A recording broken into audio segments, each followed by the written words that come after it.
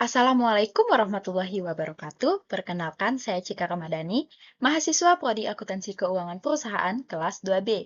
Hari ini kita akan membahas ekonomi makro, salah satu cabang ekonomi yang berfokus pada gambaran besar perekonomian suatu negara. Ekonomi makro membahas berbagai aspek seperti pertumbuhan ekonomi, inflasi, kebijakan pemerintah, serta hubungan perdagangan internasional. Dalam presentasi kali ini, kita akan membahas beberapa topik utama, termasuk masalah pokok dalam ekonomi, faktor-faktor perekonomian nasional, pelaku ekonomi, dan pendapatan nasional dan cara menghitungnya. Dengan memahami konsep ekonomi makro, kita dapat lebih mengerti bagaimana kebijakan pemerintah mempengaruhi kehidupan kita sehari-hari, termasuk dalam hal harga barang, lapangan pekerjaan, dan pertumbuhan ekonomi secara keseluruhan. Mari kita mulai penjelasannya. Pembahasan kita yang pertama adalah tiga masalah pokok dalam ekonomi. Yang pertama adalah what. Apa yang harus diproduksi dan dalam jumlah berapa? Dengan menentukan barang dan jasa yang perlu kita produksi agar sesuai dengan kebutuhan masyarakat dan keterbatasan sumber daya. Yang kedua adalah how. Bagaimana sumber daya ini digunakan? Dengan menentukan metode produksi yang efisien dengan memanfaatkan faktor produksi seperti tenaga kerja, modal, dan teknologi. Yang ketiga adalah for whom. Untuk siapa barang-barang tersebut diproduksi, dengan menentukan distribusi barang dan jasa, apakah lebih berorientasi pada konsumsi rumah tangga, perusahaan, atau pemerintah. Selanjutnya adalah masalah dalam ekonomi makro. Yang pertama adalah masalah stabilisasi atau masalah-masalah jangka pendek, seperti inflasi, kenaikan harga barang dan jasa secara umum. Selanjutnya adalah pengangguran, kurangnya lapangan pekerjaan, yang tersedia bagi tenaga kerja yang siap bekerja, dan yang terakhir adalah neraca pembayaran, perbedaan antara ekspor dan impor suatu negara. Selanjutnya adalah masalah pertumbuhan atau masalah jangka panjang, seperti pertumbuhan penduduk atau bertambahnya jumlah penduduk yang mempengaruhi pasar tenaga kerja dan konsumsi. Yang kedua adalah kapasitas produksi. Kapasitas produksi adalah kemampuan suatu negara dalam menghasilkan barang dan jasa. Yang terakhir adalah investasi atau penanaman modal untuk meningkatkan kapasitas produksi di masa depan. Selanjutnya adalah perekonomian nasional. Yang pertama adalah pendapatan nasional. Pendapatan nasional adalah total pendapatan yang diterima oleh seluruh elemen masyarakat dalam satu periode. Yang kedua adalah produk nasional, atau nilai total barang dan jasa yang dihasilkan dalam suatu negara. Yang ketiga adalah tingkat kesempatan kerja, atau persentase tenaga kerja yang mendapatkan pekerjaan. Yang keempat adalah tingkat harga atau indikator stabilitas harga dalam perekonomian. Dan yang terakhir adalah neraca pembayaran atau catatan transaksi ekonomi antara suatu negara dengan negara lain. Selanjutnya adalah 4 sektor dalam perekonomian. Yang pertama adalah sektor rumah tangga atau konsumen utama yang mengonsumsi barang dan jasa. Yang kedua adalah sektor perusahaan atau produsen barang dan jasa. Yang ketiga adalah sektor pemerintahan atau yang mengatur kebijakan ekonomi dan menyediakan layanan publik. Dan yang keempat adalah sektor perdagangan luar negeri atau berperan dalam ekspor dan impor barang serta jasa. Kemudian adalah 5 pelaku makro. Yang pertama rumah tangga atau yang menerima pendapatan dan membelanjakannya. Yang kedua adalah produsen atau yang menghasilkan barang dan jasa. Yang ketiga adalah pemerintah atau yang mengatur dan mengontrol ekonomi melalui kebijakan fiskal dan moneter. Yang keempat adalah lembaga keuangan atau yang menyediakan jasa perbankan dan keuangan. Dan yang terakhir adalah negara lain atau yang melakukan perdagangan internasional.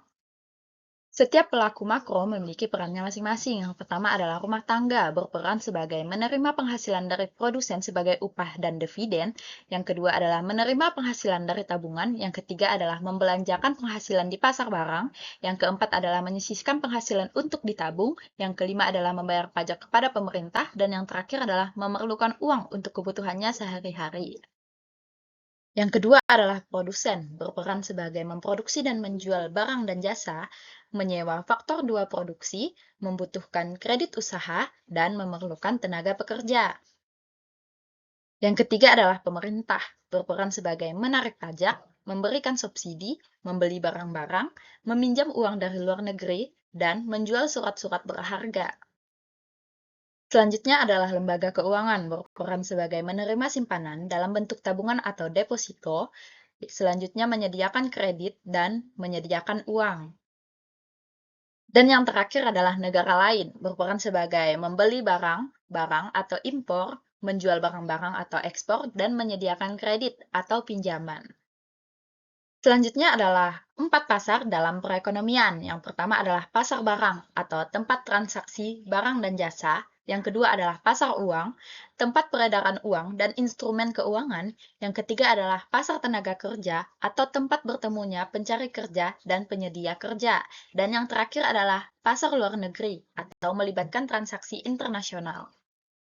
Selanjutnya adalah pasar luar negeri, meliputi neraca perdagangan atau selisih antara ekspor dan impor suatu negara. Yang kedua adalah dasar penukaran luar negeri atau perbandingan harga ekspor dan impor. Yang ketiga adalah cadangan devisa atau dana cadangan dalam mata uang asing untuk perdagangan internasional. Selanjutnya adalah pendapatan nasional, meliputi jumlah pendapatan yang diterima oleh seluruh rumah tangga keluarga di suatu negara dari penyerahan faktor-faktor produksi dalam satu periode, biasanya selama 1 tahun.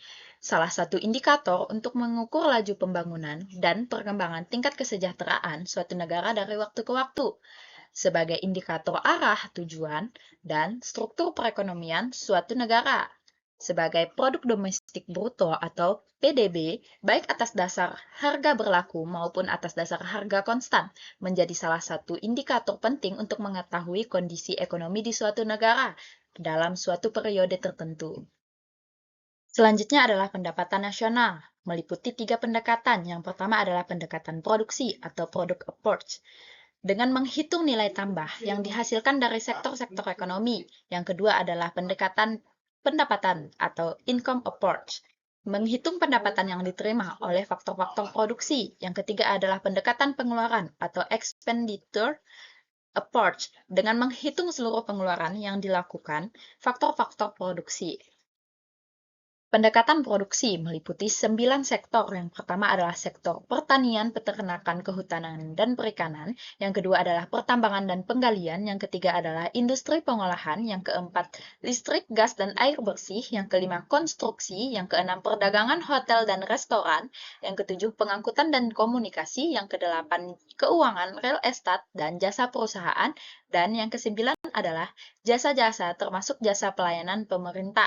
Setiap sektor tersebut dirinci lagi menjadi sub-sub sektor. Yang selanjutnya adalah pendekatan pengeluaran. Semua komponen permintaan akhir yang terdiri dari yang pertama adalah pengeluaran konsumsi rumah tangga dan lembaga swasta nirlaba. Yang kedua adalah pengeluaran konsumsi pemerintah. Yang ketiga adalah pembentukan modal tetap domestik bruto. Yang keempat adalah perubahan inventory. Dan yang kelima adalah ekspor neto, atau ekspor neto merupakan ekspor yang dikurangi impor. Pendekatan pengeluaran meliputi sektor rumah tangga atau consumption expenditure yang dilambangkan dengan C, sektor perusahaan swasta atau investment yang dilambangkan dengan I, sektor pemerintah atau government expenditure yang dilambangkan dengan G, dan sektor perdagangan luar negeri atau ekspor neto yang dilambangkan dengan X dan M. Rumusnya adalah Y sama dengan C atau konsumsi rumah tangga ditambah I atau investasi ditambah G atau pengeluaran pemerintah ditambah X dikurang M atau ekspor dikurang neto. Selanjutnya adalah indikator ekonomi turunan PDB. Yang pertama adalah Produk Nasional Bruto atau PNB. PDB ditambah dengan pendapatan neto dari luar negeri. Yang selanjutnya adalah Produk Nasional Neto atau PNN atas dasar harga pasar, yaitu PDB dikurangi dengan seluruh penyusutan atas barang-barang modal tetap yang digunakan dalam proses produksi selama 1 tahun. Yang ketiga adalah Produk Nasional Neto atas dasar biaya faktor produksi, yaitu PNN atas dasar harga pasar dikurangi dengan pajak tidak langsung neto. Selanjutnya adalah angka-angka per kapita atau ukuran-ukuran indikator ekonomi sebagaimana diuraikan dibagi dengan jumlah penduduk pertengahan tahun. Pembahasan kita yang terakhir adalah manfaat perhitungan pendapatan nasional. Yang pertama adalah kita dapat mengetahui struktur ekonomi. Yang kedua adalah kita dapat mengetahui perkembangan ekonomi. Yang ketiga adalah kita dapat membandingkan perekonomian antar wilayah, daerah, bahkan negara. Dan yang terakhir adalah sebagai dasar pengambilan kebijakan. Sebagai kesimpulan, ekonomi makro berperan penting dalam memahami dan mengelola sistem ekonomi suatu negara dengan menganalisis berbagai aspek seperti pendapatan nasional, stabilisasi, pertumbuhan ekonomi, serta peran pelaku ekonomi. Kita dapat mengambil kebijakan yang lebih efektif untuk meningkatkan kesejahteraan masyarakat. Melalui pemahaman konsep-konsep ekonomi makro, kita bisa melihat bagaimana setiap sektor dan pelaku ekonomi saling berinteraksi dalam menciptakan stabilitas dan pertumbuhan ekonomi. Semoga materi ini dapat memberikan wawasan yang lebih luas mengenai ekonomi makro dan manfaatnya dalam kehidupan sehari-hari. Terima kasih atas perhatian Anda, semoga bermanfaat.